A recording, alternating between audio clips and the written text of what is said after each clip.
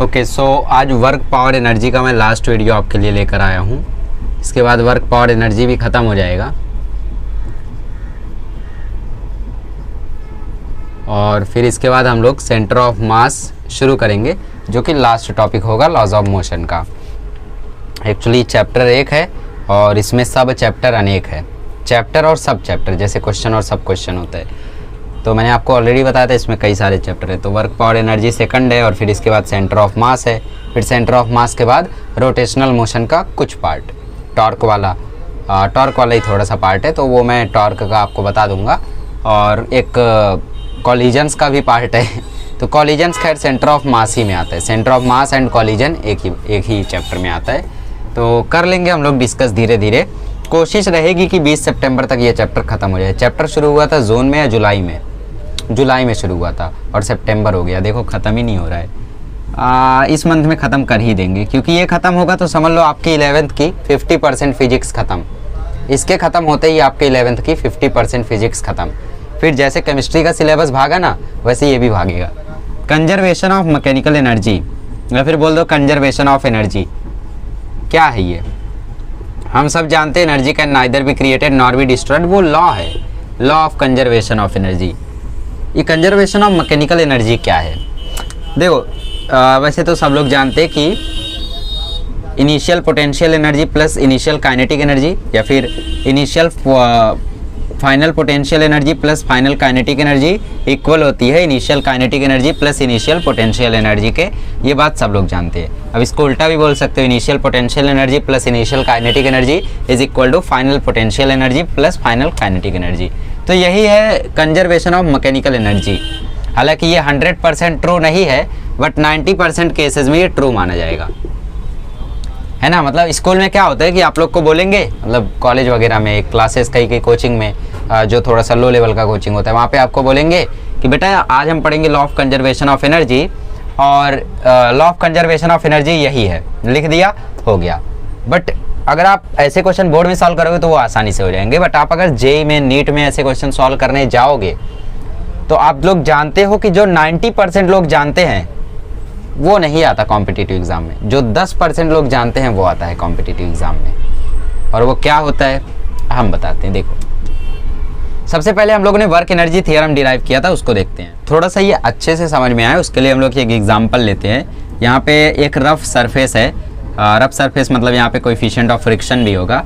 आपने यहाँ से कोई फोर्स लगाया, कोई एक्सटर्नल फोर्स लगाया, तो इस पे जितने फोर्सेज है आप बताओ। इसका मास अगर m है तो नीचे लगेगा mg, ऊपर लगेगा नॉर्मल रिएक्शन, पीछे लगेगा फ्रिक्शनल फोर्स और F एक्सटर्नल आगे लगेगा, ठीक है।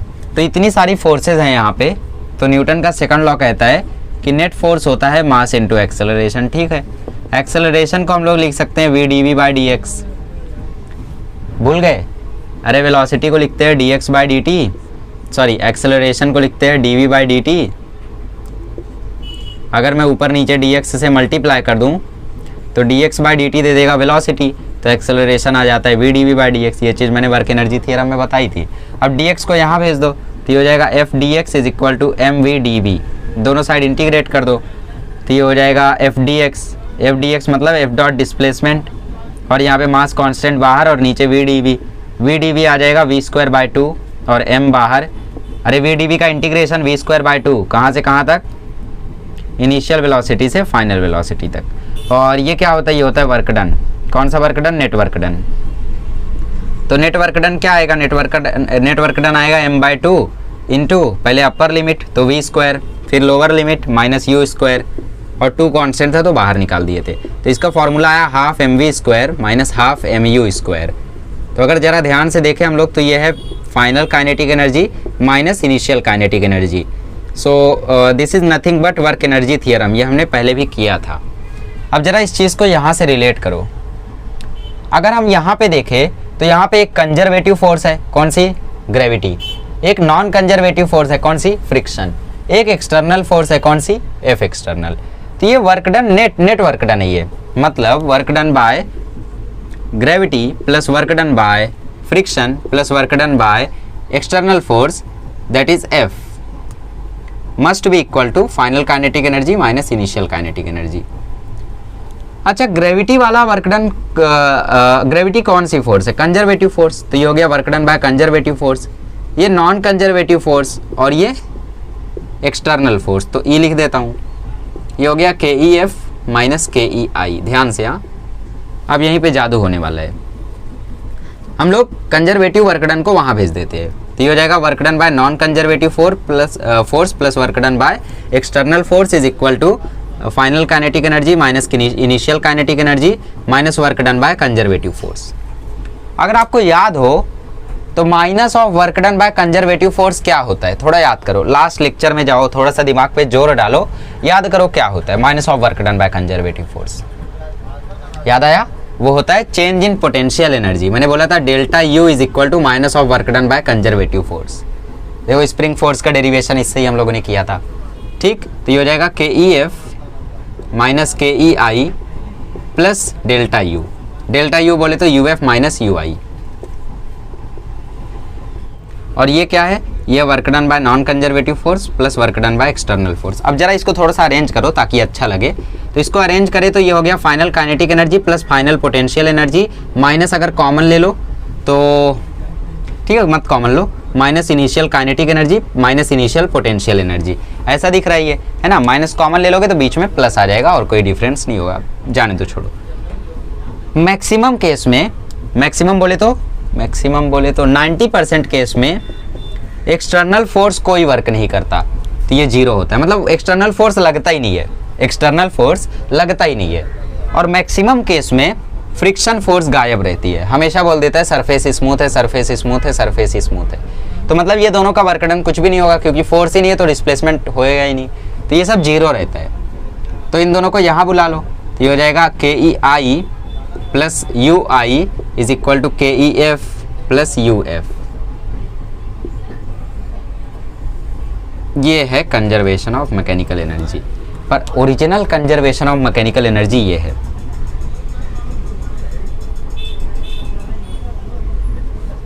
डिफरेंस समझो, आपको क्लासेस में सीधा ये लिखाया जाएगा, फिर कॉलेज में तो सीधा यही लिखाया जाएगा, उसकी तो बात ही मत करो। क्लासेस में कई क्लासेस में सीधा आपको ये बताएंगे और न्यूमेरिकल ठोकना शुरू कर देंगे। ठीक है, बता दो, कोई दिक्कत नहीं है। बट मैक्सिमम केसेस में, मतलब जेईई मेंस में भी कभी कभी ऐसा क्वेश्चन आ जाता है। वैसे मैक्सिमम क्वेश्चन तो सॉल्व हो जाते हैं, बट कभी कभी ऐसा क्वेश्चन आ जाता है जो सॉल्व नहीं होता इस फॉर्मूले से। तो वहाँ पे क्या होता है, वहाँ पे बोल देते हैं सरफेस रफ है। सरफेस रफ है इसका मतलब नॉन कंजर्वेटिव फोर्स भी आएगी। कौन सी? फ्रिक्शन वाली। एक्सटर्नल फोर्स का भले ही जीरो हो, बट ये वाली आएगी, ये वाली आएगी, मतलब ये जीरो नहीं होगा। और ये जीरो नहीं होगा तो ये यहाँ नहीं आएगा और ये फॉर्मूला नहीं बनेगा। फिर से बता देता हूँ, वर्क एनर्जी थ्योरम यहाँ तक आया, आपको पता था। फिर हमने इससे रिलेट किया तो हमने देखा work done by frictional force, work done by gravity, work done by external force is equal to change in kinetic energy. ठीक है, ग्रेविटी है कंजर्वेटिव फोर्स, फ्रिक्शन है नॉन कंजर्वेटिव फोर्स और ये है एक्सटर्नल फोर्स। कंजर्वेटिव फोर्स को वहां भेजे तो ये मिला, और हमें पता था कंजर्वेटिव फोर्स होती है, sorry change in potential energy होता है minus of work done by conservative force. तो यहाँ पे ऑलरेडी एक माइनस था तो सीधा डेल्टा यू हमने लिखा और यहाँ प्लस कर दिया, क्योंकि माइनस ऑलरेडी था ना, माइनस माइनस ऑलरेडी था तो डायरेक्ट डेल्टा यू लिख दिया। मैक्सिमम केस में 90% केस में work done by external force zero होगा, क्योंकि एक्सटर्नल फोर्स होगी नहीं और नॉन कंजर्वेटिव फोर्स आएगी नहीं। फ्रिक्शन फोर्स मैक्सिमम केस में नहीं होगी तो ये जीरो हो गया।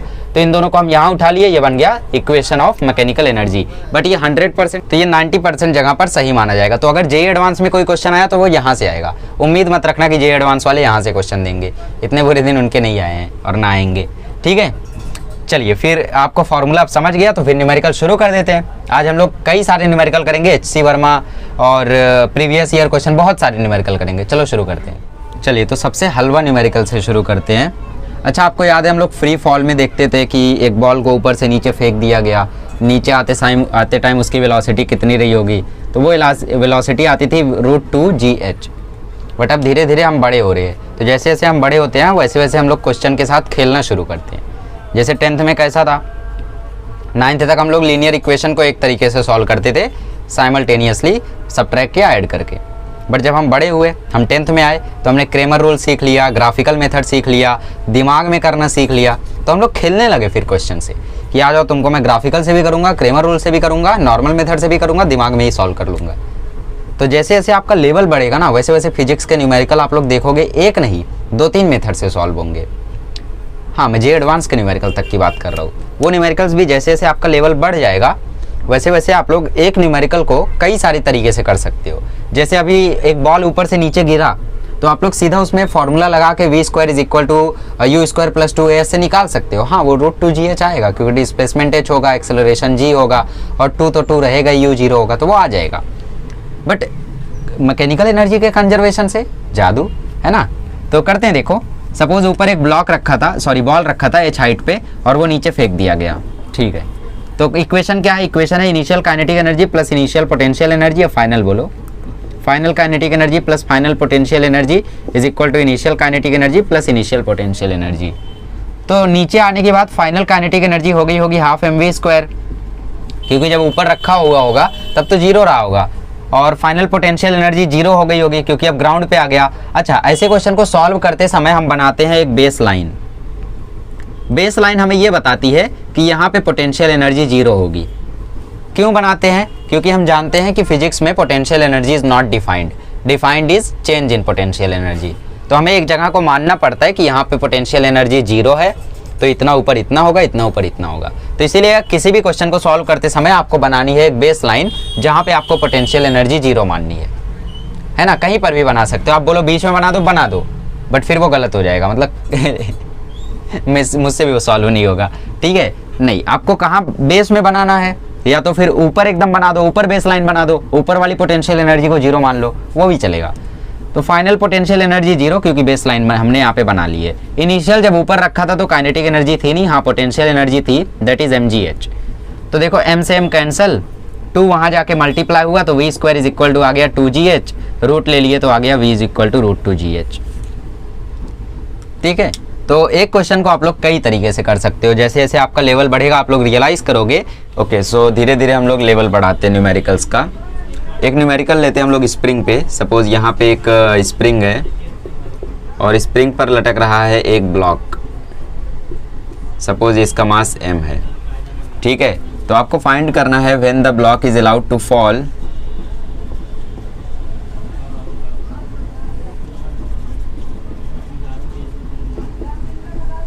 Find the elongation of the spring. मतलब जब ब्लॉक को हम लोग छोड़ दें तो अपने वेट के वजह से वो स्प्रिंग को नीचे लेकर जाएगा, तो स्प्रिंग में कितना इलोंगेशन आएगा, स्प्रिंग कितनी बड़ी हो जाएगी, वही आपको पता करना है। Find the elongation in the spring. आज का लेवल जो होगा वो काफ़ी बड़ा होगा, बिकॉज आज हम लोग काफ़ी हार्ड क्वेश्चंस को डिस्कस करने वाले हैं, तो इसीलिए आप लोग थोड़ा सा पहले से ही अगर प्रिपेयर्ड रहें तो ज़्यादा बेटर होगा, ठीक है। मतलब अपने मन में ऐसी मत फीलिंग ला लो कि सब कुछ हलवा ही लगेगा आपको। मैंने ऑलरेडी बोला है कि 11वीं आपको शुरू में हार्ड लगेगा, कभी कभी आपको नकली फीलिंग भी आएगी, सीडो फीलिंग भी आएगी कि आपको सब कुछ समझ रहा है, लेकिन रहेगा नहीं ऐसा। सो समय के साथ आएगा आपको सब कुछ, ठीक। बट जो समझने लायक है एटलीस्ट वो तो समझ ही जाना चाहिए। जैसे काइनामेटिक्स का कुछ पार्ट भले नहीं समझा होगा, जैसे प्रोजेक्टाइल मोशन इन 2D, मतलब इंक्लाइंड प्लेन वाला में भी आपको ना समझाओ, रिलेटिव प्रोजेक्टाइल ना समझाओ, बट बाकी सारा समझना चाहिए, है ना। तो कोशिश करिए कि जितनी ज़्यादा चीज़ों को समझ सके समझ लीजिए, बाकी जो नहीं समझता है वो समय के साथ आपको समझ जाएगा, टेंशन मत लो। तो कई लोग सोच रहे होंगे कि नीचे mg लगेगा, ऊपर kx लगेगा स्प्रिंग की फोर्स, तो x आ जाएगा mg/k, बट ऐसा नहीं है। यहाँ पे बोल रहा है ब्लॉक को छोड़ दिया गया और वो नीचे गिर रहा है, तो यहाँ पे हम लोग फोर्स को बैलेंस नहीं कर सकते। फोर्स को हम तब बैलेंस करते हैं जब ब्लॉक नीचे आके रुक जाता है। अभी हमें पता नहीं है कि ये कहाँ रुका, कैसे रुका, कब रुका, वो सब हमें नहीं पता है, तो इसलिए हम लोग यहाँ पे कंजर्वेशन ऑफ एनर्जी लगाएंगे। तो पहले यहाँ पे हम लोग अपना एक बेस लाइन मान लेते हैं। बेस लाइन मतलब वो लाइन जहाँ पे हम लोग पोटेंशियल एनर्जी को जीरो रखते हैं, क्योंकि हम लोग जानते हैं कि पोटेंशियल एनर्जी डिफाइंड नहीं है, change in potential energy defined है। तो हम कैसे बता दें पोटेंशियल एनर्जी कहाँ पे कितना है? तो हम मान लेते हैं एक जगह जीरो है तो आगे इतना होगा, है ना। जैसे आप अगर 100% हो और आपका दोस्त आपसे थोड़ा सा कम है तो उसको 95% बोलोगे आपके रिस्पेक्ट में, है ना। अभी उसी जगह पर अगर आपके दोस्त को आपसे भी ज़्यादा स्मार्ट स्टूडेंट से कंपेयर कर दें तो आपके दोस्त को 90% बोलेंगे, है ना। तो रिलेटिव होता है ये पोटेंशियल एनर्जी, चेंज इसीलिए डिफाइंड है। तो एक जगह पे हम जीरो मान लेते हैं। अब सपोज थोड़ी देर बाद स्प्रिंग के वजह से ब्लॉक सपोज यहाँ पे आ गया तो इलोंगेशन आया x, ठीक। याद रखो बेस लाइन के जब नीचे जाता है ब्लॉक तो हम लोग उसको माइनस लेते हैं, जब ब्लॉक ऊपर जाता है तो उसको हम लोग प्लस लेते हैं। ब्लॉक हो या कुछ भी हो, अगर बेस लाइन के नीचे जाता है तो हम उसको माइनस में रखते हैं, और अगर ऊपर रहता है तो उसको हम लोग प्लस में रखते हैं। या फिर सपोज बेस लाइन ऐसी है, चेन प्रॉब्लम में ये आपको दिखेगा, और चेन ऐसी रखी हुई है, ठीक। तो चेन जब आगे जाएगी तो वो यहाँ पे आ गई, और फिर नीचे जाएगी, तो नीचे जाएगी अगर बेस लाइन से तो उसको हम नेगेटिव ले लेंगे, और अगर बेस लाइन की इधर रहेगी तो उसको हम पॉजिटिव लेंगे। ठीक, समझ में आया? चलो देखो, यहाँ पे कंजर्वेशन ऑफ मैकेनिकल एनर्जी लगाओ। Final potential energy plus final kinetic energy is equal to initial kinetic energy plus initial potential energy. ठीक, अब जरा यहाँ पे ध्यान से देखो, फाइनल काइनेटिक एनर्जी कितनी होगी? लास्ट में ब्लॉक जाके रुकने ही वाला है तो वो 0 होगा। ठीक, फाइनल पोटेंशियल एनर्जी कितनी होगी वही तो पता करना है। सपोज ब्लॉक एकदम नीचे चला गया तो एक तो स्प्रिंग पोटेंशियल एनर्जी होगी, कितनी होगी? Half kx²। Spring potential energy को हमेशा पॉजिटिव में रखना। अब यहाँ पे ये बेस लॉ मत लगाना, हमेशा वो पॉजिटिव ही रहेगा। Spring potential energy can never be negative. एक तो स्प्रिंग की पोटेंशियल एनर्जी होगी, दूसरी होगी gravitational potential energy. Gravitational potential energy कैसी होगी? नीचे mg लग रहा है, इलोंगेशन x हुआ है तो ग्रेविटेशनल पोटेंशियल एनर्जी होगा -mgx। माइनस क्यों? क्योंकि यहाँ पे बेस लाइन के नीचे है। Initial kinetic energy 0, initial potential energy 0। जब यहाँ पे रुका हुआ था कोई पोटेंशियल एनर्जी उसके पास नहीं थी। तो half kx² is equal to आया mgx। अब यहाँ से एक x कैंसिल, तो x की वैल्यू आ गई 2mg/k। ठीक है, तो ये एक हलवा क्वेश्चन था जो कि मैंने आपके लिए बता दिया। अब ऐसा ही एक और क्वेश्चन लेते हैं। अगला क्वेश्चन है कि यहाँ पे एक पुली है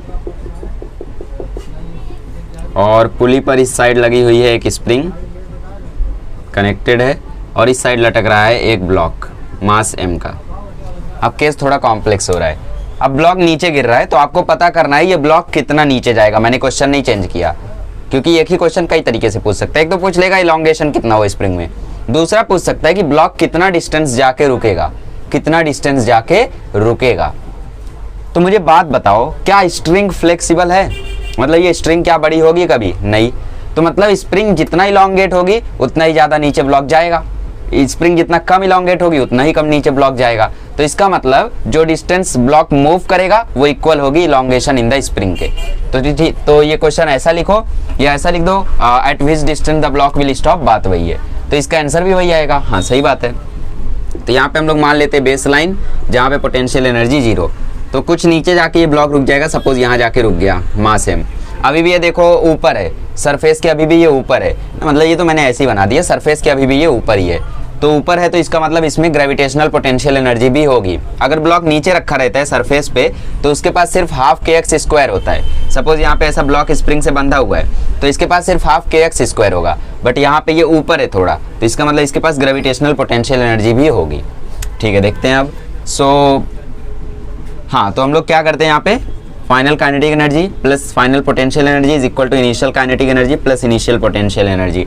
फाइनल काइनेटिक एनर्जी 0 रहने वाली है, ब्लॉक आगे जाके रुकने ही वाला है। फाइनल पोटेंशियल एनर्जी फिर से वही equation, half kx² minus mgx, है ना। Initial kinetic energy 0, initial potential energy 0, solve कर लो, फिर से x इज इक्वल टू आ जाएगा 2mg/k। तो बस मैं यही दिखाना चाहता था कि एक इक्वेशन कई तरीके से आपको पूछा जा सकता है। अब वैल्यू देने को वो वैल्यू दे सकता है, बट आप लोग एक्सप्रेशन याद करो तो ज़्यादा बेटर रहेगा, इससे आपको डिराइव नहीं करना पड़ेगा। नीट में क्वेश्चन आया तो 10 सेकंड में आंसर ठोक देना, है ना, वरना 1 मिनट रहता है एक सवाल का। अब तुम कितनी देर में फॉर्मूला लगा के डिराइव करोगे और कैसे आंसर मारोगे, है ना। सो नीट में यही थोड़ी सी दिक्कत होती है। चलो ठीक है, आगे बढ़ते हैं। ओके, सो एक और क्वेश्चन लेते हैं जिससे आपका थोड़ा सा कंसेप्ट स्ट्रांग हो जाए। ठीक है, लड़ते रहना है आपको। मतलब कभी कभी ऐसा होता है कि लेक्चर में जब मैं हार्ड क्वेश्चन शुरू करता हूँ तो कुछ लोग एकदम मतलब गुस्सा होने लगते हैं। आई कैन अंडरस्टैंड, होता है हम लोगों की क्लास में, जब कभी टीचर काफ़ी हार्ड क्वेश्चन कराने लगते तो हमें भी लगता है यार बंद करो अब, बट वही क्वेश्चन तो इम्पॉर्टेंट है। और फिर बाद में हम भी सोचते हैं कि यार वो हार्ड क्वेश्चन था, जाने दो उसको, ईजी वाले कर लेते, बट ईजी वाले आते कहाँ हैं। जो 90% लोग करते हैं वो चीज़ एग्ज़ाम में नहीं आती है, इसीलिए तो 10% लोग सिलेक्ट होते हैं। ठीक, ध्यान रखना इस चीज़ का। तो यहाँ पे बोला है, यहाँ पे एक स्प्रिंग लगी हुई है और स्प्रिंग कांस्टेंट मान लो यार 50 न्यूटन मीटर, और स्प्रिंग से लगा हुआ है एक ब्लॉक। ब्लॉक का मास लेट से 2 kg, चलो 1 kg ले लो। और क्वेश्चन में बोला है कि पहले ब्लॉक यहाँ पे था, स्प्रिंग को 2 मीटर दूर तक कंप्रेस किया गया, मतलब ब्लॉक से स्प्रिंग को 2 मीटर कंप्रेस किया गया। यहाँ पर म्यू है 0.5, मतलब फ्रिक्शन भी आ गया। तो यहाँ पे अब आपका जो नॉर्मल है E1 is equal to E2। E1 क्या है, अरे energy worst, energy initial plus equal to energy final, ये वाला इक्वेशन नहीं लगेगा। अरे भाई साहब ये बोल रहा हूँ मैं, energy final is equal to initial energy, मतलब पूरा equation KF plus UF is equal to KI plus UI। इसको ऐसा भी बोलते हैं कुछ लोग, तो वही मैं बोल रहा था। तो यहाँ पे ये इक्वेशन नहीं लगेगा। क्यों नहीं लगेगा? क्योंकि यहाँ पे एक नॉन कंजर्वेटिव फोर्स आ गई है। तो जो टोटल मैंने फॉर्मूला बताया था शुरू में, उसको आपको याद करना ही होगा। ठीक, तो सवाल ये कहता है when the spring is compressed with the block, when the spring is compressed with the block, compressed with the block, find the distance eight which the block will stop. आपको क्वेश्चन में पूछा find the distance eight which the block will stop.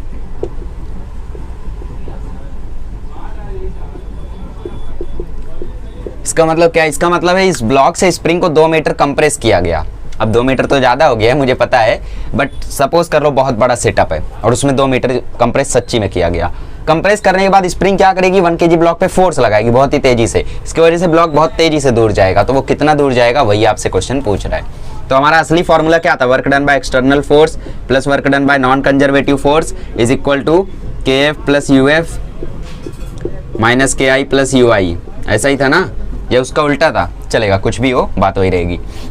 तो external force तो यहाँ पे नहीं है, इसको 0 मान लो। नॉन कंजर्वेटिव फ्रिक्शन है, तो फ्रिक्शन की वैल्यू हम लोग निकाल लेते हैं। फ्रिक्शन होगा mg cos sorry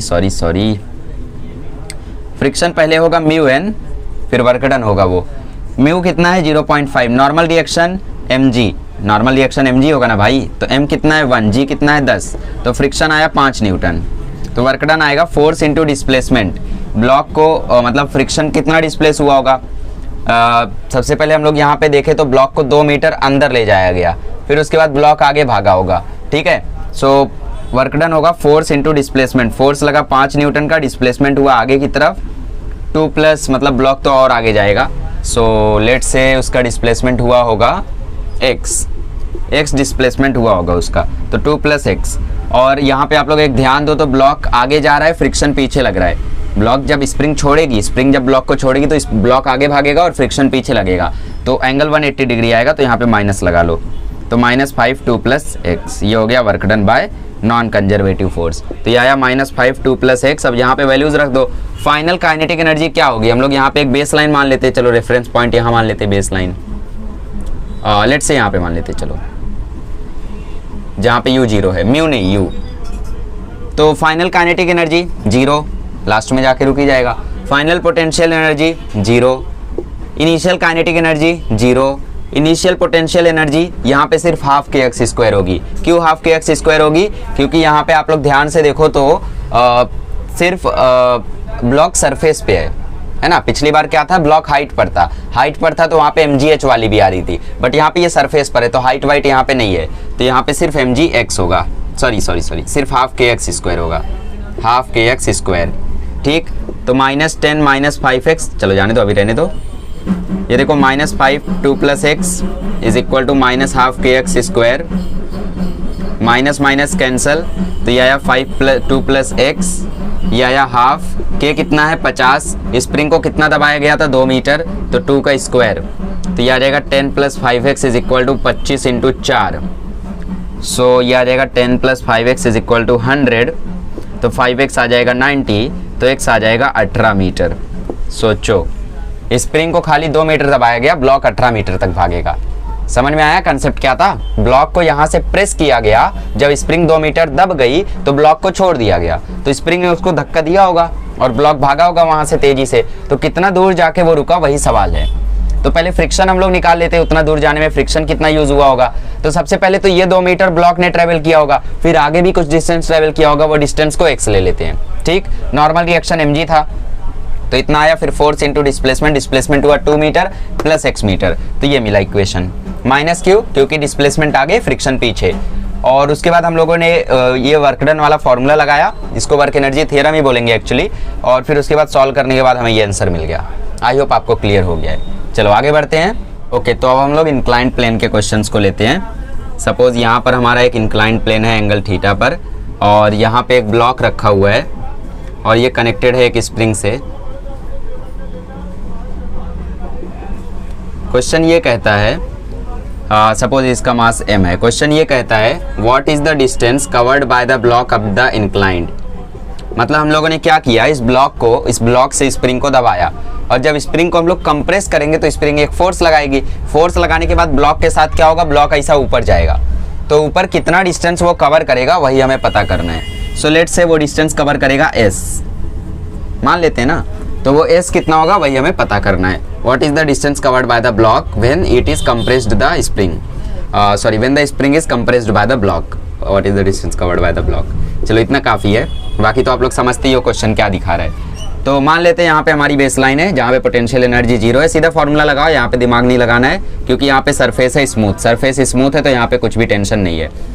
K plus U F is equal to K I plus U I, final kinetic energy 0, final potential energy यहाँ पे आने के बाद कितनी होगी, लेट से वो यहाँ पर पहुँच गया, कुछ इस डिस्टेंस पर वो पहुँच गया, तो कितनी हाइट पर है, mg तो रहेगा वो ठीक है, लेकिन कितनी हाइट पर है, हाइट भी पता करनी है। तो ये देखो s है, थीटा के साथ वाला ये होगा s कॉस थीटा, जो बचा वो s साइन थीटा, मतलब इसकी हाइट कितनी होगी, इसकी हाइट होगी s sine theta. Initial kinetic energy 0, initial potential energy, spring को कंप्रेस कर रहा है तो इनिशियल पोटेंशियल एनर्जी होगी half K X square. So आपको s पता करना है तो mg s sine theta is equal to half K X square, so s is equal to half K X square divided by 2 mg sine theta. ठीक है, समझ में आया, कितना इजी क्वेश्चन था देखो। तो ऐसे ऐसे न्यूमेरिकल्स आपको आ सकते हैं, ठीक है, बढ़िया बढ़िया न्यूमेरिकल्स करा रहा हूँ, ऐसे ही न्यूमेरिकल्स सीधे सीधे आपको एग्जाम में आ सकते हैं। चलो आगे बढ़ते हैं। ओके, सो क्वेश्चन ऐसा है कि यहाँ पे फ्रिक्शन है और म्यू है 0.5, अब की बार ब्लॉक ऊपर से नीचे आ रहा है, तो बताओ वो स्प्रिंग को कितना कंप्रेस करेगा। Find the compression in the spring caused by the block, यही आपका सवाल है। सो इसका जवाब दो फिर। ठीक है, तो ये नीचे जब इसको कंप्रेस करेगा, सो मान लेते हैं हम लोग यहाँ पे हमारी बेस लाइन है जहाँ पे u है 0, तो फ्रिक्शन भी है यहाँ पे, तो वाला फॉर्मूला लगाओ, work done by external force plus work done by non conservative force is equal to K F plus U F minus K I plus U आई। ठीक है, तो यहाँ पे एक्सटर्नल फोर्स है नहीं तो गायब कर दो। अब नॉन कंजर्वेटिव फोर्स फ्रिक्शन है, और दिक्कत ये है कि फ्रिक्शन यहाँ भी लगेगा प्लस यहाँ भी लगेगा, फ्रिक्शन यहाँ भी लगेगा प्लस यहाँ भी लगेगा। तो हम मान लेते हैं कि ये फ्रिक्शन लगेगा F1 और यहाँ पे फ्रिक्शन लगेगा F2, तो F1 क्या होगा, F1 होगा म्यू इंटू एन। अब यहाँ पे नॉर्मल रिएक्शन की वैल्यू क्या होगी, आप लोग जानते हो नॉर्मल रिएक्शन की वैल्यू यहाँ पे नीचे mg है, तो इधर आता है mg cos थीटा और आगे की तरफ आता है mg sin थीटा, तो नॉर्मल रिएक्शन इधर mg cos थीटा होता है, लॉज ऑफ मोशन से मैं आपको बताता आ रहा हूँ। तो म्यू mg cos थीटा हो गया, ठीक है, फिर म्यू कितना है 0.5, cos 37 कितना होता है, cos 37 होता है 4/5, 37 वाला ट्रायंगल ये 90 है, 37 तो ये 63, 37 63 90, IIT का फेवरेट ट्रायंगल 3 4 5। सो m कितना है 1g कितना है 10, ये कितना है 4/5, तो value will be 5 into 4, okay 4 आ गया ये F1। ओके, तो F2 कितना होगा, अच्छा डिस्प्लेसमेंट कितना हुआ, डिस्प्लेसमेंट हुआ 5 मीटर, वो भी नेगेटिव में, ठीक, तो minus force into displacement. So minus क्यों आया, क्योंकि ये फ्रिक्शन पीछे लग रहा था और डिस्प्लेसमेंट आगे हो रहा था, तो फोर्स लगा है यहाँ पे, ठीक है, 1 इंटू 10 5 4 आएगा, करेक्ट है, 4 इंटू 5, तो वर्क डन हुआ -20 जूल का।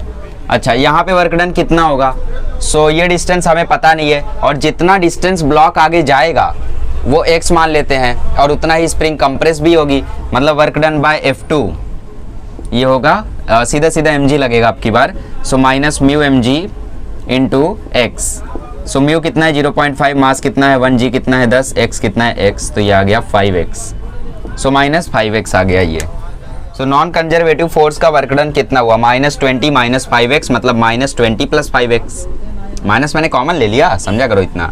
Final kinetic energy 0, final potential energy spring से कनेक्टेड है तो हाफ के एक्स स्क्वायर, और initial kinetic energy 0, initial potential energy mgh, क्योंकि यहाँ पे है ना तो mgh तो रहेगा ही, ठीक। अब वैल्यूज रख दो, ये हो गया -20 minus 5x is equal to half, k कितना है, स्प्रिंग कांस्टेंट मैंने लिया नहीं, लेट से k है 10, तो ये हो गया 10, ये हो गया एक्स स्क्वायर, माइनस m कितना है 1, g कितना है 10, h कितना है 3, ठीक है, फिर करते हैं। So -20 minus 5x is equal to 5x square minus 30, 10 3 या 30, सो -20 प्लस 30 हो जाएगा 10, और minus 5x is equal to 5x square divide by 5 कर दो, तो ये हो गया 2 minus x is equal to X square. So ये क्वाड्रेटिक बन गया, X square plus X minus 2 is equal to 0। इस क्वाड्रेटिक को आप लोग सॉल्व करोगे तो दो वैल्यूज आएंगी और वही दोनों करेक्ट आंसर्स होंगे एक्स के। अच्छा, ये क्वेश्चन एक और तरीके से आपको दे सकता था, ठीक है जाने दो, अगला क्वेश्चन हम लोग देखते हैं। तो इसको आप लोग सॉल्व करोगे तो आपको आंसर मिल जाएगा। चलिए अब एक क्वेश्चन मैं HCV से लेने जा रहा हूँ। और क्वेश्चन ऐसा है कि यहाँ पे एक कर्व्ड सरफेस है और यहाँ पे है एक स्प्रिंग से कनेक्टेड है एक ब्लॉक मास m का, और सवाल पूछ रहा है कि what should be the value of x। Value of x मतलब कितना कंप्रेशन हो स्प्रिंग में। What should be the value of x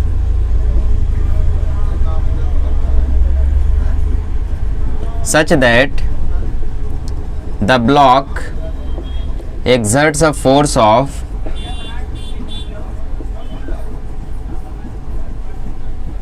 mg on the bottom of the curved surface।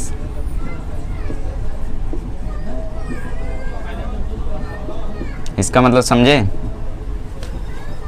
देखो, जब ये ब्लॉक को हम लोग ऐसा कंप्रेस करके छोड़ेंगे तो एक तो ये हो सकता है कि ब्लॉक काफ़ी तेज़ी से ऐसा हो जाए, है ना, ऐसा मतलब ऊपर से उड़ के ऐसा वापस आ जाए। दूसरा हो सकता है कि ये ब्लॉक यहाँ पे रुक जाए फिर नीचे आ जाए। तीसरा ये हो सकता है कि ब्लॉक ऐसे ही जाए और यहाँ पर ऐसे फिट हो जाए। तो क्वेश्चन में ये पूछ रहा है कि ब्लॉक जो है मास m का वो वहाँ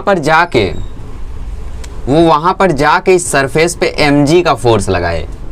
और सरफेस क्या लगाता है? Normal reaction. मतलब क्वेश्चन हमसे ये कहना चाह रहा है कि कितना इसको कंप्रेस करे कि ब्लॉक का वहाँ पर जाने के बाद जो नॉर्मल रिएक्शन है वो mg हो जाए। बहुत ही मज़ेदार क्वेश्चन है। तो नॉर्मल रिएक्शन mg हो जाए। देखो यहाँ पे हमें थोड़ा सा सर्कुलर मोशन का यूज़ करना होगा। क्यों? क्योंकि ये सर्कुलर ट्रैक है। ध्यान से देखो तो ये सर्कुलर ट्रैक है। तो जब ब्लॉक यहाँ पे बीच में पहुँचेगा सो ब्लॉक पर लगेगी एक सेंट्रीपिटल फोर्स, या फिर यूँ बोल दो एक लगेगी सेंट्रीफ्यूगल फोर्स बाहर की तरफ, और अंदर की तरफ लगेगा नॉर्मल रिएक्शन। मतलब बाहर की तरफ सेंट्रीफ्यूगल फोर्स mv²/r और अंदर की तरफ नॉर्मल रिएक्शन, मतलब normal reaction must be equal to mv²/r, मतलब mg must be equal to mv²/r। ऐसा क्यों?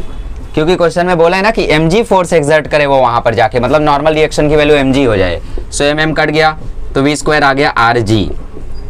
v² क्यों निकाले बताते हैं। अब मान लो यहाँ पे आप लोगों का चलो ठीक है, यहाँ पे हम लोग मान लेते हैं बेस लाइन है जहाँ पे पोटेंशियल एनर्जी 0 है। So kf plus U, surface smooth है, सब कुछ स्मूथ है, ठीक, is equal to ki plus ui।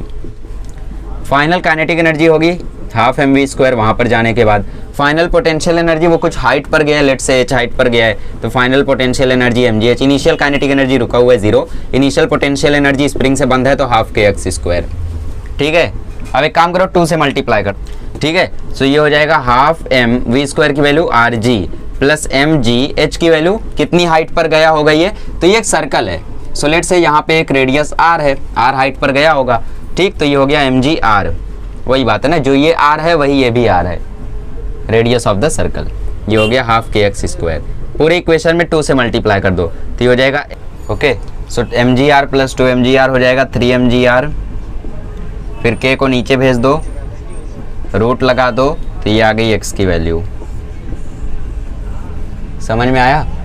mgr 2mgr हो गया 3mgr, k नीचे गया तो k, x² था तो हमने रूट ले लिया तो ये रूट आ गया, तो x की वैल्यू ये हो गई। अब आपको वैल्यूज दी रहेंगी एग्जाम में तो उनको पुट करके सॉल्व कर देना। अब यहाँ पे कंजर्वेशन ऑफ एनर्जी का मतलब जो बढ़िया न्यूमेरिकल था वो मैंने करा दिया है। एक्चुअली अभी चेन रिलेटेड प्रॉब्लम बाकी है, टेंशन मत लो, अभी उन्हें भी कराना है, बट आपको इसकी और प्रैक्टिस करनी है। इतना इनफ नहीं है, ये तो कुछ भी नहीं है, मैंने 10% कराया आपको से, और बढ़िया न्यूमेरिकल और भी वेराइटीज़ आपको मिलेंगी। सो मेक श्योर कि लेक्चर खत्म होने के बाद आप HCV निकालेंगे, PDF हो या जो भी हो, उसमें आप वर्क पावर एनर्जी में जाएंगे, उधर 1-2 पेज भर के पूरा ऐसा भर के सवाल दिया हुआ है, तो उनको सॉल्व करना ज़रूर। बिकॉज मैंने तो करा दिया ठीक है, बट इतना इनफ नहीं है कि आप लोगों की अच्छी प्रैक्टिस हो सके, है ना, मतलब समझ रहे हो ना। 2-2 घंटे तक मैं न्यूमेरिकल ही तो नहीं करा सकता, तो मैंने लगभग तो करा दिया जितना एग्जाम में आ सकता है, बट आपको भी अब HCV निकाल के बाकी सारी वेराइटीज़ भी कवर करनी है, क्योंकि खुद से नहीं प्रैक्टिस करोगे तो ये नहीं आएगा। उतना इजी कंसेप्ट नहीं है ये, वर्क पावर एनर्जी में यही सबसे डेडली कंसेप्ट है, बाकी सब तो ईजी था, है ना।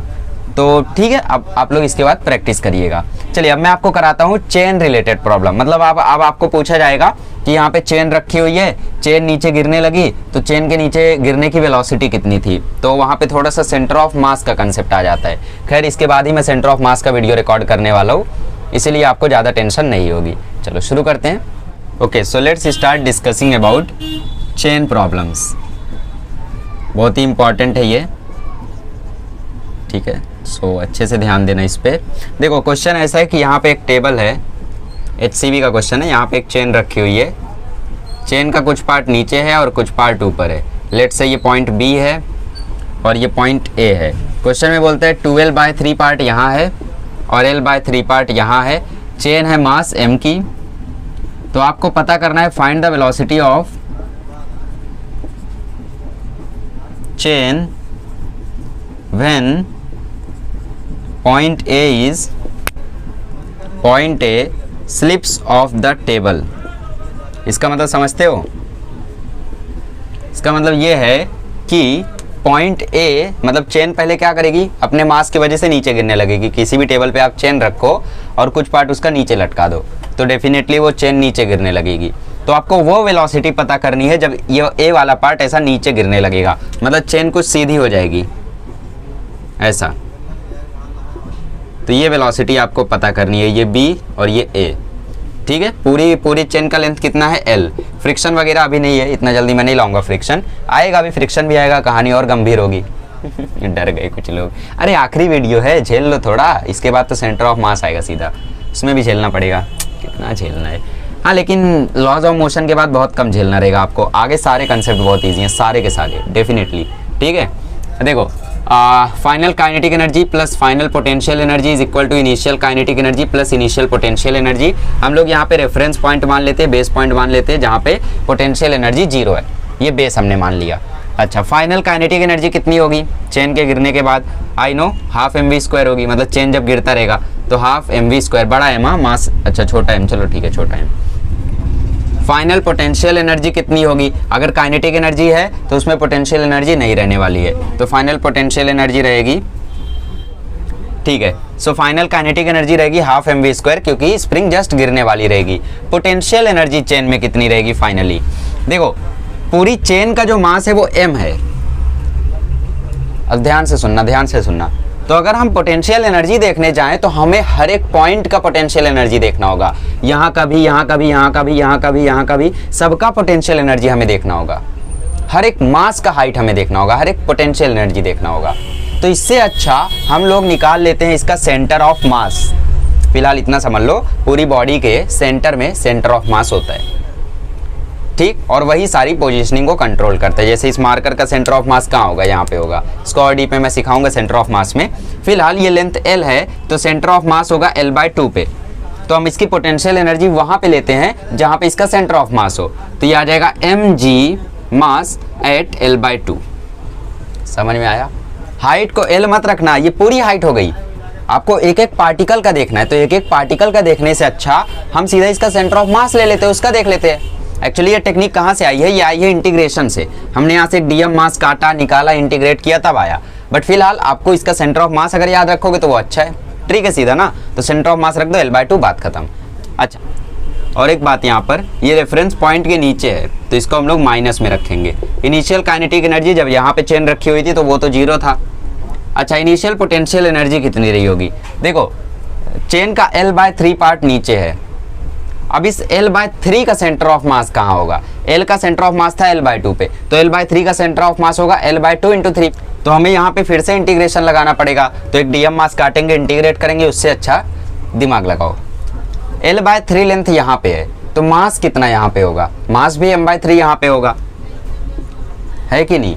जैसे यहाँ पे 2L/3 लेंथ है तो यहाँ पे 2m/3 मास होगा, यहाँ पे L/3 लेंथ है तो यहाँ पे m/3 मास होगा। तो यहाँ पे रखोगे माइनस में, क्योंकि रेफरेंस पॉइंट के नीचे है, तो यहाँ पे रखोगे -m/3 और लेंथ कितनी होगी? लेंथ होगी L/6। L/6 क्यों? क्योंकि हमें L/3 का सेंटर ऑफ मास लेना था और वो आता है L/6, ठीक। तो half mv² minus mg/2 is equal to minus ml/18। अब देखो हर जगह m कॉमन है तो कैंसिल कर दो, और ठीक है, तो ये हो जाएगा, देखो 2 से हर जगह 18 से हर जगह मल्टीप्लाई कर दो तो ये हो जाएगा 9v² minus 9gl is equal to minus L. 18 से हमने हर जगह मल्टीप्लाई कर दिया तो ये हो जाएगा 9v² is equal to minus L plus 9gl। यहाँ पे जी नहीं आया क्या, जी भी आएगा यहाँ पे, माफ़ करिए, ठीक है, gl gl gl। सो ये हो जाएगा 9v² is equal to 8gl, तो v² हो जाएगा 8gl/9 और रूट लगा दोगे तो ये हो गया तुम्हारा आंसर। ठीक है, सो ये इसका आंसर हम लोग ऐसे निकालते हैं। समझ में आया? थोड़ा सा सेंटर ऑफ मास का कंसेप्ट है बट आप लोग थोड़ा थोड़ा ट्राई करके समझ सकते हो। L/3 पार्ट नीचे था तो M/3 मास इसका नीचे रहेगा, तो मास हमने रखा, फिर लेंथ का सेंटर ऑफ मास है L/6, मतलब मास का सेंटर ऑफ मास है L/6 पे, तो L/6 की हमने लेंथ रखी, L/6 की हमने हाइट रखी। एक्चुअली देखो कुछ लोग यहाँ पे कंफ्यूज हो रहे हैं, सोच रहे कि हमने L/6 क्यों रखा। देखो हमें उस मास की हाइट रखनी है जो कि सारे कामों को कंट्रोल कर रहा है। वैसे तो इसमें बहुत सारे मासेज है, बहुत सारे छोटे छोटे मासेज है, हर किसी की हाइट L/1, L/1.1, L/1.2 ऐसी है, बट हमें वो पॉइंट लेना है जो सेंटर ऑफ मास है। तो इसका सेंटर ऑफ मास रहेगा L/6 पे, इसका सेंटर ऑफ मास रहेगा L/6 पे, तो हमें वो हाइट लेनी है जहां पे इसका सेंटर ऑफ मास है, तो वो हाइट है L/6। mgh होता है तो mg L/6। M/3 क्यों रखे? क्योंकि यहाँ पे सिर्फ M/3 मास नीचे था। इसकी कुछ पोटेंशियल एनर्जी होगी? नहीं होगी, क्योंकि सरफेस पे रखा हुआ है। समझ रहे हो ना? पोटेंशियल एनर्जी इसकी होगी L/3 पार्ट की, इसीलिए हम लोगों ने ऐसा रखा। और आगे तो कैलकुलेशन है, समझ सकते हो।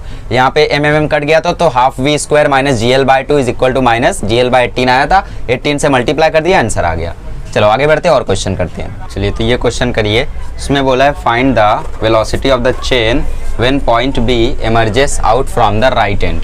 मतलब ये पॉइंट बी जब यहाँ से निकलेगा बाहर तो चेन की वेलोसिटी कितनी रहेगी। तो सरफेस वर्फेस स्मूथ है, आपको सेम करना है।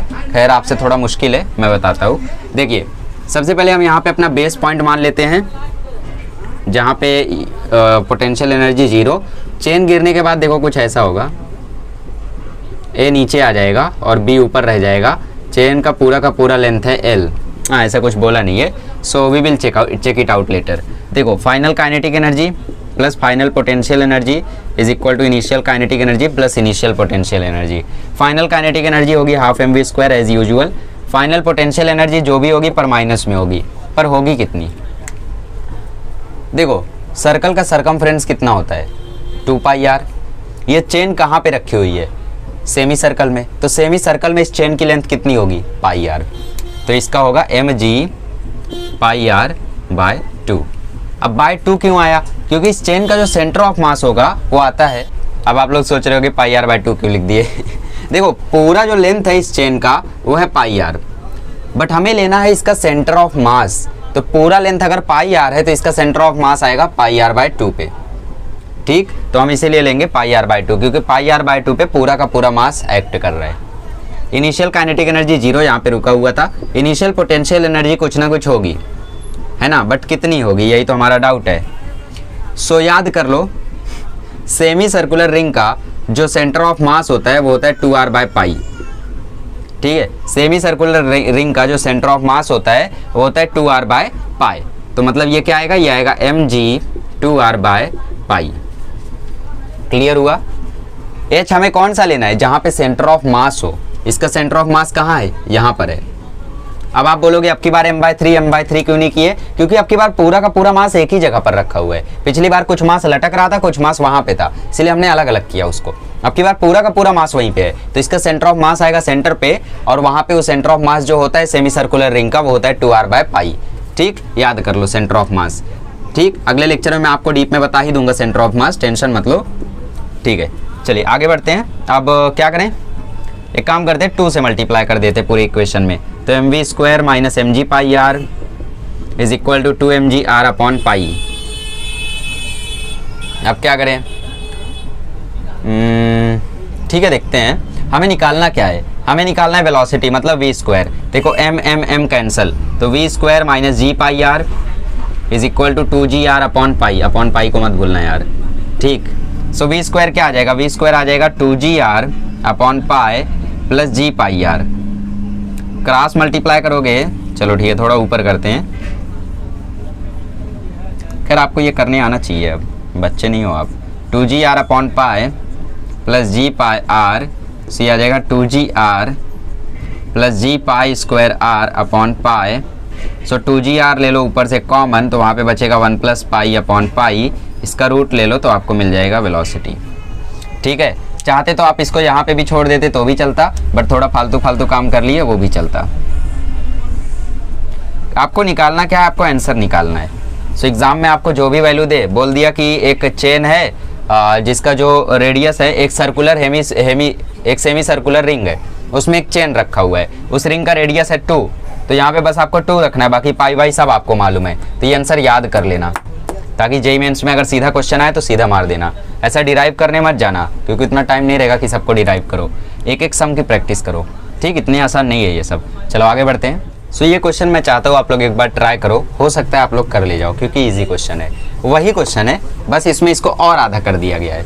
बहुत फेमस क्वेश्चंस करा रहा हूँ, ध्यान रखो। क्वेश्चन में पूछते हैं जब ए बाहर आएगा लेफ्ट हैंड से, ठीक है, जब ए बाहर आएगा, बाकी बात खत्म, जब ए बाहर आएगा तब इस चेन की वेलोसिटी क्या होगी वो हमें पता करना है। ओके, तो यहाँ पे हम लोग बेस लाइन मार लेते हैं जहाँ पे पोटेंशियल एनर्जी 0 है। ठीक है, सो ये है बी और ये है ए। अच्छा, बी बाहर आएगा फिर तो मैंने सोचा मैं यहाँ पे ए लिखूंगा, बट मैंने बी लिख दिया। ठीक है, बी बाहर आएगा तो आपको पता करना है। सबसे पहले इक्वेशन लिख दो, final kinetic energy plus final potential energy is equal to initial kinetic energy plus initial potential energy. Final kinetic energy गिरते समय होगी half mv²। Final potential energy कितनी होगी, देखो फाइनल पोटेंशियल एनर्जी इसके गिरने के बाद इसका मास कितना है m। क्या यहाँ पे ये चेन 2 पार्ट्स में बटी है, नहीं, तो हमें सिर्फ m ही लेना है। इसकी पूरी लेंथ कितनी है, थोड़ा दिमाग लगाओ, सेमी सर्कल की लेंथ थी पाई आर, तो इसकी लेंथ होगी पाई r/2। बट हमें क्या ढूंढना है, हमें ढूंढना है सेंटर ऑफ मास, तो इसका सेंटर ऑफ मास आएगा पाई r/4 पे। बोलो एग्री करते हो? अरे आधे का आधे पे सेंटर ऑफ मास आता है ना, L था तो L/2 पे आया, L/3 था तो L/6 पे आया, पाई r/2 पे है तो उसमें 1/2 से मल्टीप्लाई करो, तो पाई r/4 पे इसका सेंटर ऑफ मास आएगा। तो ये होगा mg पाई r/4। इनिशियल काइनेटिक एनर्जी रुका हुआ है 0, सॉरी ये माइनस आएगा क्योंकि हम लोग बेस लाइन से नीचे आ गए, चेन अब नीचे गिर चुकी है तो बेस लाइन से हम नीचे आ गए तो माइनस आएगा। इनिशियल पोटेंशियल एनर्जी कितनी होगी, इनिशियल पोटेंशियल एनर्जी, ठीक है, ये सेमी सर्कुलर का भी सेमी सर्कुलर रिंग है, तो अगेन ये आपकी सेमी सर्कुलर रिंग है, तो इसका भी सेंटर ऑफ मास होगा 2r/पाई पे। याद रखो सेंटर ऑफ मास होता है इसका भी 2r/पाई पे, तो इसके भी h की वैल्यू होगी 2r/पाई। सो mg 2r/पाई। बाकी यहाँ पे मास का कहीं पे डिस्ट्रीब्यूशन नहीं है, ऐसा नहीं है कि m/2 मास यहाँ पे है, m/2 मास वहाँ पे, वैसा होता तो हम लोग यहाँ पे m/2 m/3 ऐसा करते, यहाँ पे ऐसा कुछ नहीं है, तो ऐसा कुछ नहीं करना है आपको, धीरे धीरे क्लियर होगा, डोंट वरी। m कैंसल, 4 से मल्टीप्लाई कर दो तो ये हो जाएगा 2v² minus G pi R is equal to 8gr/पाई। v निकालना है हमें, तो 2v² को यहीं रहने दो और ये हो जाएगा 8gr/पाई प्लस जी पाई आर। अब थोड़ा गंभीर हो गया मामला, तो एक काम करते पूरे इक्वेशन में 2 से डिवाइड कर देते हैं, तो यहाँ आ गया 2, यहाँ आ गया 2, यहाँ से 2 गायब। ठीक है, कैलकुलेट कर लेना। हमने क्या किया, देखो हमने क्या किया, हमने बहुत बड़ी गलती कर दी आपको देना चाहिए था सॉल्व करने। पूरे इक्वेशन में 2 से मल्टीप्लाई कर दो, तो ये हो गया v² माइनस पाई r/2, क्योंकि यहाँ पे 2 से ही मल्टीप्लाई किए हो, और ये हो जाएगा 4r/पाई। अब ठीक है, तो ये हो जाएगा v² इज इक्वल टू 4r/पाई प्लस पाई r/2। अब इसका रूट ले लो, यही हो गया आपका आंसर। ठीक है, ओके चलिए, तो एक क्वेश्चन आ गया आपका दिमाग खराब करने, सेकंड लास्ट क्वेश्चन ये आज का। क्वेश्चन में बोलते हैं ये टेबल है, यहाँ पे चेन रखी हुई है, तो बताओ कि कितना लेंथ तक ये चेन को संभाल सकता है टेबल। तो संभालेगा किससे, फ्रिक्शन से। फ्रिक्शन नहीं होगा तो चेन तो गिर जाएगी फिर, है ना। तो यहाँ पे मतलब अब फ्रिक्शन आ गया कहानी में, तो यहाँ पे वो सब नहीं लगाना है, कंजर्वेशन ऑफ मैकेनिकल एनर्जी, बस एक क्वेश्चन मुझे कराना है, उसी के लिए मैं ये कंसेप्ट बता रहा हूँ।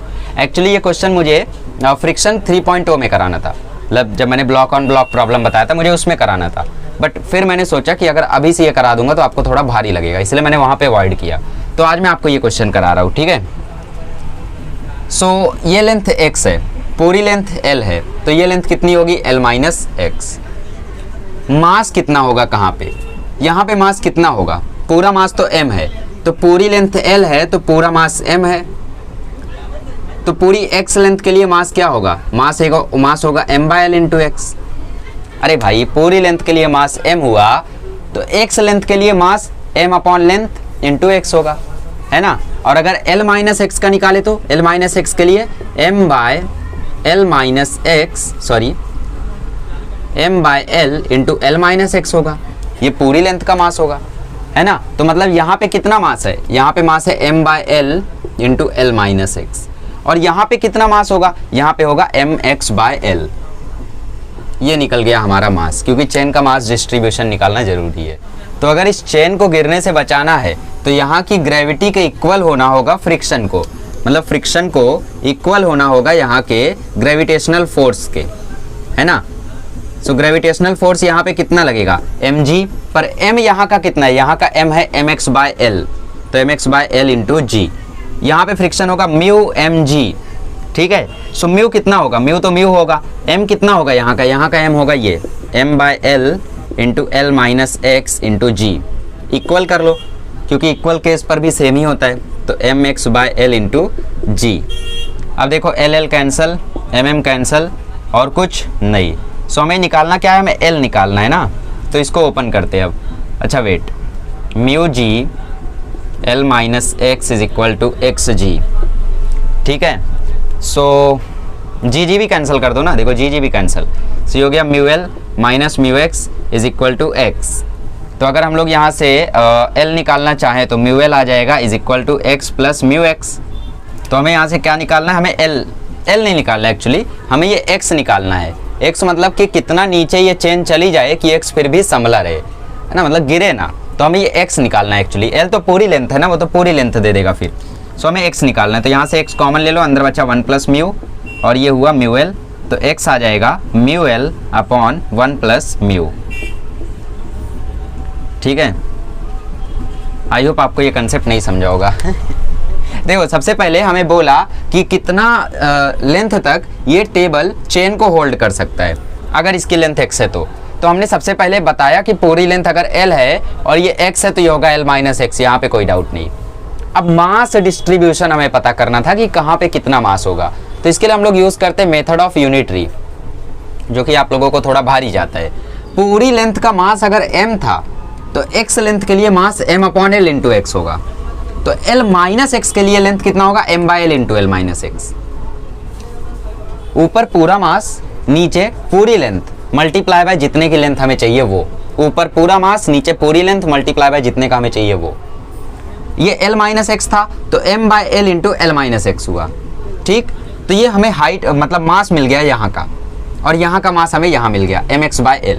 फिर हमने सीधा ग्रेविटेशनल फोर्स के इक्वल किया, ये हमने सॉल्व किया और ये हमें आंसर मिल गया कि इतना तक आप लोग ले जा सकते हो, उसके बाद चेन गिर जाएगी। अब अगर आपको क्वेश्चन में बोल देता कि म्यू अगर 0.2 है और जो लेंथ है चेन की वो है 1 मीटर, तो बताओ आंसर कितना आएगा। तो आप मुझे कमेंट करो आंसर कितना आएगा, तब तक मैं आपको बता देता हूँ। आंसर आएगा 1/1.2 है, 1/1.2 नहीं 0.2 अपॉन 1.2, तो फाइनल आंसर आ जाएगा 1/6, मतलब 0.16 मीटर तक वो चेन संभली रहेगी, उसके बाद गिर जाएगी, ठीक है। आई होप आपको ये क्लियर हो गया होगा। अब अगर हम लोग यहाँ पे म्यू बढ़ा दें तो और ज़्यादा संभल के रहेगी चेन। अगर हम म्यू कर दें 0.5 तो अब की बार क्या होगा, देखो 0.5 अपॉन 1.5, मतलब अब की बार आप लोग 0.33 मीटर तक चेन को नीचे कर सकते हो। बट दिक्कत ये है कि चेन में उतना फ्रिक्शन नहीं होता, आपने देखा होगा टेबल वेबल पे रखोगे चेन को तो वो गिरने लगता है फिर, ठीक है। चलो तो आई होप आप लोगों को ये समझ में आया होगा, नोट कर लो यार, बहुत इंपॉर्टेंट है। चलो एक फाइनल क्वेश्चन कराता हूँ, सह लो थोड़ा। चलिए तो फाइनल क्वेश्चन है, find the total work done by friction. इस चैप्टर का ये फाइनल क्वेश्चन है। तो आप लोग जानते हो फाइनल क्वेश्चन है तो डेंजर तो होगा ही, पर ये उतना डेंजर नहीं है। एक क्वेश्चन जो हमने सॉल्व किया उसी के जैसा है, मतलब अभी जो हमने सॉल्व किया था। सो यहाँ पे ये चेन रखी हुई है, तो चेन को पकड़ने में फ्रिक्शन भी तो कुछ काम करेगा। अरे फ्रिक्शन नहीं काम किया तभी तो चेन रुकी रह गई, वरना चेन तो नीचे गिर जाती है फिर, ठीक। इसका लेंथ एल है, इसका मास एम है। सेम टू सेम आपको बताना है कि कितना वर्क डन यहाँ पे करेगा फ्रिक्शन। तो सोचो एक बार। चलिए तो आपने काफ़ी सोच लिया। सो हमने पिछले क्वेश्चन में इसका आंसर निकाला था, ये लेंथ कितनी तक जा सकती है, mu L upon 1 plus mu. तो इसको ये कितना होगा, अगर पूरा एल है और ये mu L upon 1 plus mu है तो ये आ जाएगा एल अपॉन 1 प्लस म्यू। निकाल के देखना, आपको मिल जाएगा। ठीक है, 1L से माइनस करना इसको, आपको ये मिल जाएगा। ओके, सो मैं क्या बोल रहा था, आप जानो। हाँ, मैं बोल रहा था कि वर्क डन हमें निकालना है फ्रिक्शन का, बट इसका मास अलग अलग सेपरेटेड है, हमें इसका मास एक जगह का नहीं मालूम है ना। और इसकी लेंथ भी देखो अलग अलग है, कहीं पे छोटा छोटा छोटा छोटा ऐसे डिवाइडेड है। सो हम क्या करते हैं, एक छोटी सी लेंथ लेते हैं dx, यहाँ से हम लोग एक छोटी सी लेंथ लेते हैं dx। तो L के लिए मास पूरा m था, तो dx के लिए आप बताओ कितना होगा। dx के लिए होगा m/L इंटू dx। अब थोड़ा थोड़ा आप समझ रहे हो, है ना। L के लिए m, तो dx के लिए m/L into dx। Okay, so friction क्या होता है, फ्रिक्शन होता है म्यू mg। तो मास कितना है, m/L into dx। So mu m/L dx into g, ये हो गया फ्रिक्शन का फोर्स। तो वर्क डन क्या होता है, फोर्स इंटू डिस्प्लेसमेंट। और डिस्प्लेसमेंट कहाँ से कहाँ तक, 0 से लेके L/1 प्लस म्यू तक, यहाँ तक डिस्प्लेसमेंट ना। तो 0 से लेके L/1 प्लस म्यू तक। तो फ्रिक्शन वाली फोर्स कितनी है, देखो म्यू m/L/g सब कांस्टेंट है, तो उनको बाहर ले लो। सो म्यू m/L/g सब कांस्टेंट है, बाहर आ गए, अंदर बचा x dx। डिस्प्लेसमेंट x हुई, तो डिस्प्लेसमेंट x हुई और ये dx, तो ये अंदर बचा। कहाँ से कहाँ तक, 0 से लेके L/1 प्लस म्यू तक। ठीक है, अब ये हो जाएगा म्यू m/L इंटू g, और ये x dx का इंटीग्रेशन x²/2। अब अपर लोअर लिमिट तो 0 है, तो उसको नहीं पुट करोगे तो भी चलेगा, बट अपर लिमिट पुट कर देना। फिलहाल 2 को बाहर ले लेते ताकि थोड़ा ईजी हो जाए। तो ये हो जाएगा म्यू mg/L इंटू 1/2, और ये आ जाएगा L²/1 plus mu square whole square. ठीक, ये आ गया total work done by friction. तो फाइनल आंसर क्या आ जाएगा, L से L cancel, mu mg/L/1 plus mu का होल स्क्वायर, ये आ गया वर्क डन। कमज़ोर दिल वालों के लिए ये सवाल नहीं था, क्योंकि इस सवाल में बहुत ही ज़्यादा दिमाग लगा, मेरा भी दिमाग लगा, आपका भी दिमाग लगा। बट जिसने इस सवाल को समझ लिया, समझ लो उसको फिजिक्स अच्छे से अब आने लगी है। आपको सब लोग कोशिश करने लगेंगे समझने की। हाँ, मतलब कोशिश करते करते कभी सीडो फीलिंग भी आ जाती है कि समझ गया है, बट समझा नहीं रहता है। देखो फिर से बताता हूँ। देखो, सबसे पहले इस पूरी जो लेंथ थी, ये जो पूरी लेंथ थी, इसका मास कैसा था, बहुत ही ज़्यादा डिस्ट्रीब्यूटेड था, और हर एक पार्टिकल का डिस्प्लेसमेंट बहुत ही अलग अलग था। मतलब कोई पार्टिकल नीचे आता, कोई पार्टिकल नीचे आता, तो हर एक छोटे छोटे मास के लिए हमें डिस्प्लेसमेंट लेना था। तो हमने एक छोटा सा डिस्प्लेसमेंट काट लिया dx, छोटा सा, बहुत छोटा सा, हमने यहाँ से ऐसा निकाल लिया। इस dx को हमने इंटीग्रेट करने का सोचा, बट फिर दिक्कत ये आई कि ये हमें मिलेगा कैसे। तो हमने निकाला L के लिए अगर पूरा मास m है, तो dx लेंथ के लिए कितना होगा, m/L इंटू dx, मिल गया। अब फ्रिक्शन होता है म्यू mg, m कितना निकला, m/L इंटू dx, मतलब ये मास कितना निकला, dx मास कितना निकला, m/L इंटू dx, तो ये आ गया g भी। अब म्यू m/L/g सब कांस्टेंट है, बाहर ले लिया। डिस्प्लेसमेंट सपोज x हुआ, डिस्प्लेसमेंट हमने माना x हुआ, तो x यहाँ पे, और ये dx उतार लिया हमने, यहाँ से सीधा सीधा dx उतार लिया। ठीक, क्योंकि ये कांस्टेंट नहीं था तो ये बाहर नहीं गया। अब हमें इंटीग्रेट कहाँ से कहाँ तक करना है, 0 से लेके L/1 तक, L/1 प्लस म्यू तक। यहाँ तक क्यों, क्योंकि हमें यहाँ से शुरू करना है, यहाँ तक इंटीग्रेट करना है। वर्क डन बाय फ्रिक्शन कैसे निकलेगा, यहाँ से यहाँ तक, नहीं समझे। देखो पूरी लेंथ चेन की L है, ये अगर म्यू L/1 प्लस म्यू है, तो L में से इसको माइनस करोगे तो L/1 प्लस म्यू ही मिलेगी। तो हमें सिर्फ इतने का वर्क डन निकालना है। तो हम 0 से लेके L/1 प्लस म्यू तक गए। अब उसके बाद x dx का इंटीग्रेशन होगा x²/2, x²/2 में ये हमने लिमिट पुट की, 2 को बाहर निकाला, LL कैंसिल किया, और ये रट लेना, याद कर लेना, रिमेंबर, लर्न कर लेना अच्छे से, क्योंकि सीधा सीधा क्वेश्चन ऐसा अगर आया जेई में, और आ भी सकता है, तो आप लोग सीधा सीधा इक्वेशन रटे रहोगे, आंसर पुट करोगे, वैल्यू आ जाएगी। ठीक है, समझ में आया। आई होप आपको सारे के सारे कंसेप्ट अच्छे से समझ में आए होंगे, चेन रिलेटेड प्रॉब्लम्स भी। अब अगले लेक्चर में मिलेंगे तो हम लोग शुरू करेंगे एक नया चैप्टर जो कि लॉज ऑफ मोशन में ही है, जिसका नाम है सेंटर ऑफ मास। फिर हमें कवर करना है कॉलिजन्स, फिर हमें थोड़ा सा पढ़ना है रोटेशनल मोशन, फिर फाइनली चैप्टर खत्म हो जाएगा। ठीक है, थैंक यू सो मच।